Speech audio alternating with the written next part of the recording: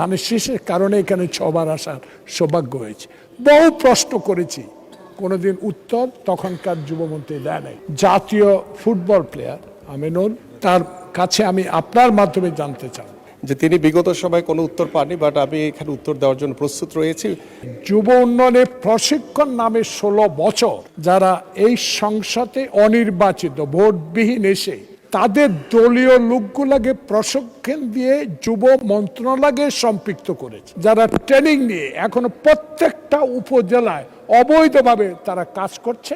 এই বিষয়ে কোনো পদক্ষেপ জাতীয় ফুটবল প্লেয়ার মাননীয় প্রতিমন্ত্রী নেবেন কিনা? গরমে আরাম নিয়ে হবে না হাহুতাশ, ঘুরলে পরে ওয়ালটন ফ্যান বাতাস আর বাতাস। মাননীয় সংসদ সদস্য জনাব জয়নাল আবেদিন ফারুক, নোয়াখালী 2, আপনি একটা সম্পূরক প্রশ্ন করতে পারেন। বিষয়টা হলো, আমাদের একরামুল বাড়ি টিপু নতুন সদস্য হলো। বিষয়টা এমনভাবে আপনার মাঝে আপনার মধ্য দিয়ে আমাদেরকে বুঝাতে চেয়েছে এইটুকু, যে 1978 সালে শহীদ প্রেসিডেন্ট জিয়াউর রহমান এই যুব উন্নয়ন যুব অধিদপ্তর সৃষ্টি করেছে।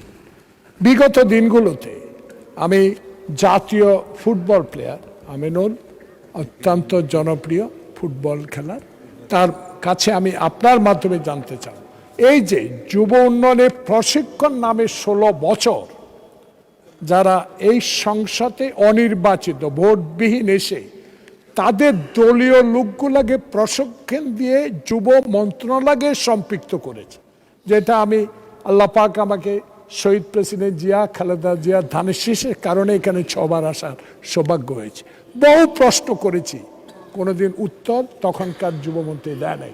আপনার মাধ্যমে আমি অনুরোধ জানাবো, বিগত দিনে যারা ট্রেনিং নিয়ে এখনো প্রত্যেকটা উপজেলায় অবৈধভাবে তারা কাজ করছে, এই বিষয়ে কোনো পদক্ষেপ জাতীয় ফুটবল প্লেয়ার মাননীয় প্রতিমন্ত্রী নেবেন কিনা?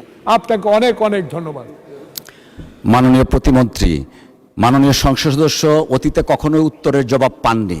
জাতীয় সংসদ আশা করছে আপনি আজকে উত্তরের জবাবটা দিবেন দয়া করে। মাননীয় প্রতিমন্ত্রী। অবশ্যই, যে তিনি বিগত সময় কোনো উত্তর পাননি, বাট আমি এখানে উত্তর দেওয়ার জন্য প্রস্তুত রয়েছি।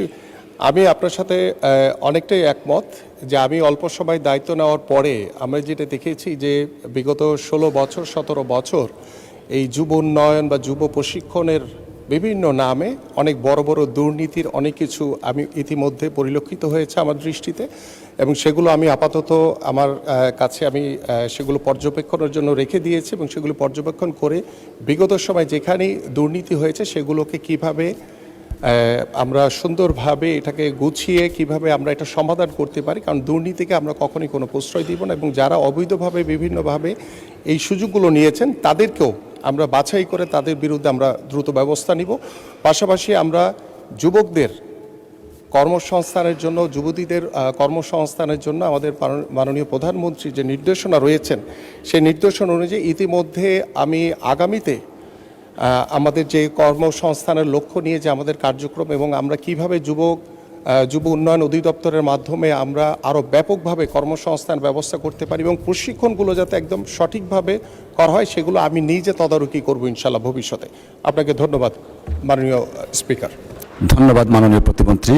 আমরা প্রত্যাশা করছি, আশা করছি মাননীয় সংসদ সদস্য জনাব জয়নাল আবেদিন ফারুক সাহেব, আপনি আপনার জবাবটা পেয়েছেন। দীর্ঘদিন পাননি, আজকে পেয়েছেন।